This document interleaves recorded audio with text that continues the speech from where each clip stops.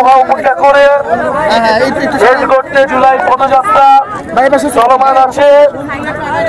দেশ গড়তে জুলাই পদযাত্রায় আমরা আজকে এসেছি মাগুরায়।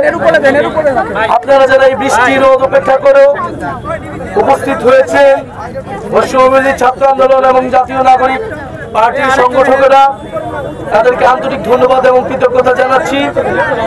আমরা মাগুরাতে এসেছি, আমরা প্রতিটি জেলাতে যাচ্ছি একটি বার্তা নিয়ে যে আমাদের দেশটাকে গড়তে হবে।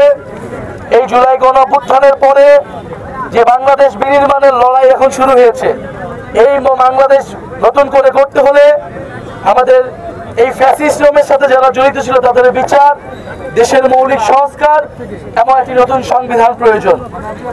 এবং আমরা আরো বলছি যে আমাদের যে কোনো দেশের আধিপত্যবাদ ও আগ্রাসনের বিরুদ্ধে বাংলাদেশ পন্থী একটি রাজনীতি দাঁড়া করাতে হবে।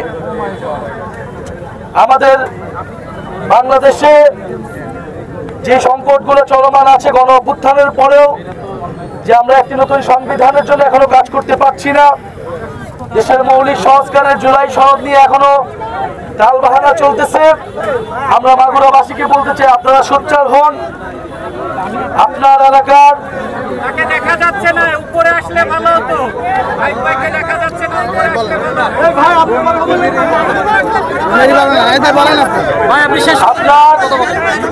আপনাদের এলাকার উন্নয়ন, আপনাদের এলাকায় চলমান চাঁদাবাজি, সন্ত্রাস, দখলদারিত্বের বিরুদ্ধে আপনাদেরকে সরব হতে হবে।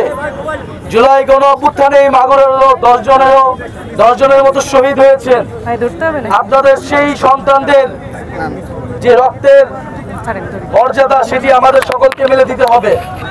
একটি নতুন বাংলাদেশের জন্য, বাংলাদেশকে নতুন ভাবে গড়ে তোলার জন্য, বৈষম্যহীন গণতান্ত্রিক চাঁদাবাজ সন্ত্রাস দুর্নীতিমুক্ত বাংলাদেশের জন্যই কিন্তু আমাদের এই লড়াই। ফলে আমাদের এই লড়াই কিন্তু শেষ হয়নি, আমরা সেই বার্তাটি দিতে এসেছি। আমরা রাজপথে আছি। জাতীয় নাগরিক পার্টি মাগুরাতে দ্রুত সময়ের মধ্যে তাদের সাংগঠনিক বিস্তার করবে এবং দুর্নীতি চাঁদাবাজি মুক্ত মাগুরা গড়ে তুলতে হবে। সেক্ষেত্রে আপনারা কাউকে ছাড় দিবেন না। দল মত নির্বিশেষে যাদের বিরুদ্ধে অভিযোগ আছে তাদের বিরুদ্ধে আমাদের সকলকে সরব হতে হবে। এবং জুলাই ঘোষণাপত্র এবং জুলাই সনদের জন্য আমরা 5ই আগস্ট এই গণ অভ্যুত্থানের 1 বছর পূর্তি হবে। আমরা 3রা আগস্টের মধ্যেই সেটি কার্যকর দেখতে চাই। এবং সরকার যদি 1 বছরের মধ্যেও এটি দিতে ব্যর্থ হয়, সকল রাজনৈতিক পক্ষ মিলে যদি ব্যর্থ হয়, তাহলে সারা দেশের ছাত্র জনতাকে নিয়ে আমরা আবারও মাঠে নামবো। 3রা আগস্ট আমরা শহীদ মিনারে ঢাকায় থাকবো। আপনাদেরকে 3রা আগস্টের আহ্বান জানাচ্ছি এবং ইনশাল্লাহ আমরা আবারও মাগুরাতে আসবো। মাগুরার বাসী এলাকার যে সমস্যা, সেই সমস্যার সমাধানের জন্য জাতীয় নাগরিক পার্টির নেতৃবৃন্দ আপনাদের সাথে সবসময় থাকবে।